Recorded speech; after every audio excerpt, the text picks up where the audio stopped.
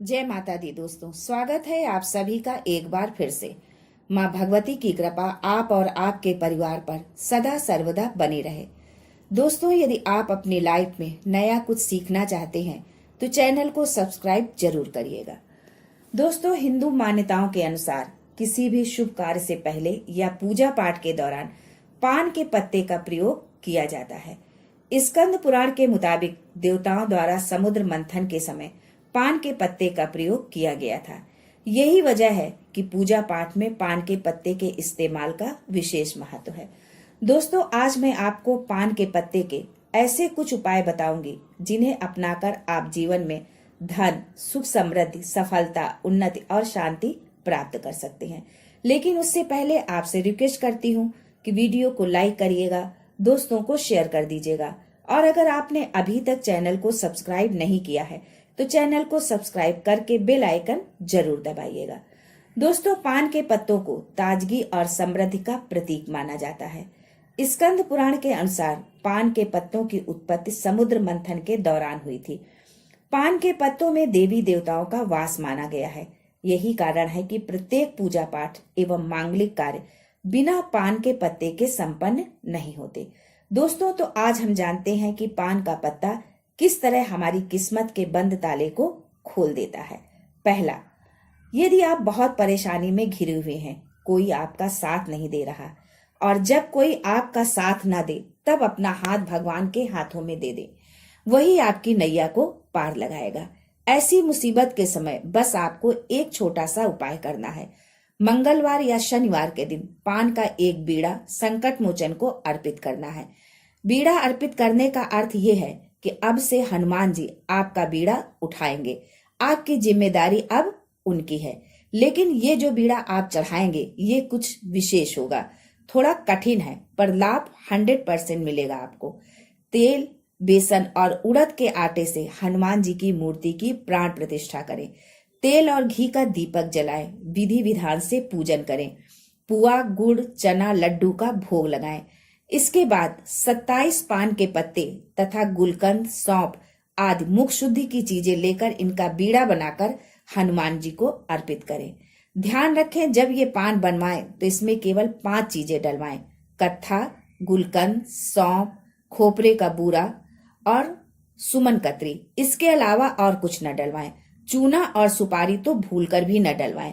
साथ ही ये पान हाथ धोकर साफ हाथों से बनाएं, तंबाकू का हाथ ना हो।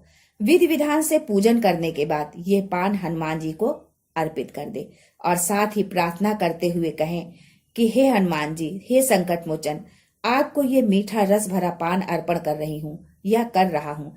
इस मीठे पान की तरह आप मेरा जीवन भी रसीला कर दीजिए, मिठास से भर दीजिए। हनुमान जी की कृपा से कुछ ही दिन में आपकी सभी समस्या खत्म हो जाएगी। दूसरा उपाय, शायद ये बहुत कम लोग जानते होंगे कि पान खाने से पाप होता है, लेकिन वही तांबूल यदि आप दान करते हैं तो आपको समस्त पापों से छुटकारा मिल जाता है। तीसरा उपाय, यदि किसी को नजर लगी हो या किसी तरह की नकारात्मक शक्तियों का प्रभाव हो तो नजर लगे व्यक्ति को पान में गुलाब की 7 पंखुड़ियां रखकर खिला दे। नजर दोष समाप्त हो जाएगा, क्योंकि पान निगेटिविटी को दूर करने वाला होता है और सकारात्मक पॉजिटिविटी एनर्जी को बढ़ाने वाला माना जाता है। चौथा उपाय, दोस्तों, ये बहुत कम लोग जानते हैं कि भगवान भोलेनाथ को पान भी अर्पित किया जाता है। यदि आप भगवान शिव को विशेष पान अर्पित करते हैं तो आपकी हर तरह की मनोकामना पूर्ण होती है। इस विशेष पान में केवल कत्था, गुलकंद, सौंफ, खोपरे का भूरा और सुमन कतरी डाली हुई होती है। महादेव का पूजन कर नैवेद्य के पश्चात उनको ये विशेष पान अर्पित करें। नंबर 5, दोस्तों, यदि आपका किसी भी तरह का व्यवसाय है, छोटा या बड़ा जो भी है, यदि आपको ऐसा लगता है कि किसी ने तांत्रिक क्रिया करके आपकी दुकान बांध दी है तो आप शनिवार के दिन प्रातः 5 पीपल के पत्ते और 8 पान के साबुत डंडीदार पत्ते लेकर उन्हें एक ही धागे में पिरोकर दुकान में पूर्व की ओर बांध दें। ऐसा कम से कम आप 5 शनिवार करें। जो पुराने पत्ते हों उन्हें किसी नदी में प्रवाहित कर दें। आप देखेंगे कि इस छोटे से उपाय से आपकी दुकान दिन दूनी रात चौगनी चलेगी, आपकी बिक्री बढ़ती रहेगी। छठा उपाय, हर व्यक्ति चाहता है कि उसके घर परिवार पर उस पर ईश्वर की कृपा बनी रहे और इसके लिए वो हर तरह के जतन भी करता है। ईश्वर की कृपा आपके घर परिवार पर हो, इसके लिए ये छोटा सा उपाय जरूर करें। सुबह उठकर स्नान आदि से निवृत्त होकर देवालय या गणेश मंदिर में जाएं। मंदिर में जाकर मूर्ति के समक्ष एक पान के पत्ते पर सिंदूर में घी मिलाकर या कुमकुम से रंगे चावल से स्वास्तिक बनाएं। अब उस पर कलावे यानी मौली में एक सुपारी लपेटकर रख दें। इस सुपारी की विधि विधान से पूजा करें।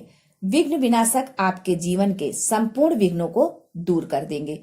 ये सुपारी गणेश जी का स्वरूप मानी जाती है। मंदिर नहीं जा सकते तो ये उपाय आप घर पर भी कर सकते हैं।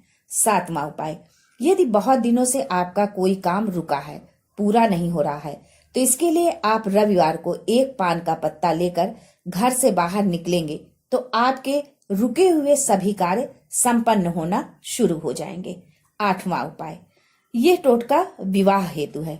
यदि बार बार आपकी शादी टूट रही है, लड़का या लड़की वाले किसी न किसी कारण से रिश्ते से मना कर देते हैं, तो ये टोटका आपके लिए ही है। तांबूल यानी पान के पत्ते की जड़ को घिसकर तिलक लगाएं। ऐसा करने से विवाह हेतु देखने आए लोग आप पर मोहित हो जाएंगे और आपका संबंध पक्का हो जाएगा। नवा उपाय, चाहे कितना भी धन वैभव हो, पर सभी को सुख समृद्धि की चाहत होती है। सुख समृद्धि चिरकाल तक बनी रहे, इसके लिए घर के प्रत्येक सदस्य को राम मंदिर में दशहरे के दिन देशी घी में भिगोई हुई 2 लौंग, 1 बताशा और 1 पान का पत्ता अवश्य चढ़ाना चाहिए। इससे घर में सुख समृद्धि बढ़ती है तथा हर तरह के कष्ट दूर हो जाते हैं। 10वां उपाय, ये उपाय हमारी बहनों के लिए है। यदि पति प्रेम नहीं करता, घर की जिम्मेदारी नहीं उठाता, बच्चों का ख्याल नहीं रखता है, तो ये उपाय बहुत ही कारगर साबित होगा आपके लिए। किसी भी महीने के शुक्ल पक्ष के प्रारंभ में 1 पान का पत्ता ले लीजिए, उस पर चंदन और केसर का पाउडर मिलाकर रखें। फिर माँ दुर्गा के सामने बैठकर 43 दिन तक चंडी स्तोत्र का पाठ करें। पान का पत्ता रोज नया लें। प्रयोग किए गए पान के पत्ते को उठाकर अलग रख दें। यानी जो पत्ते आपने एक दिन रखा है, आपने पाठ किया है चंडी स्तोत्र का, दूसरे दिन उस पत्ते को उठाकर एक किनारे रख दें और पुनः नए पत्ते पर ये क्रिया दोहराएं।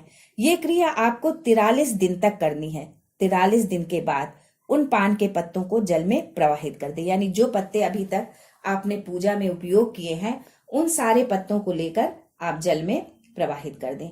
चंडी पाठ करने के बाद चंदन और केसर जो पान के पत्ते पर रखा था, उसका तिलक अपने माथे पर लगाकर पति के सामने जाएं।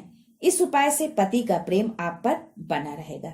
ये उपाय करने से पहले किसी लाल किताब के विशेषज्ञ से सलाह जरूर ले लें। माँ भगवती आपका कल्याण करे। आज के लिए बस इतना ही दोस्तों, मिलते हैं अगले वीडियो में। तब तक के लिए हर हर महादेव, जय माता दी।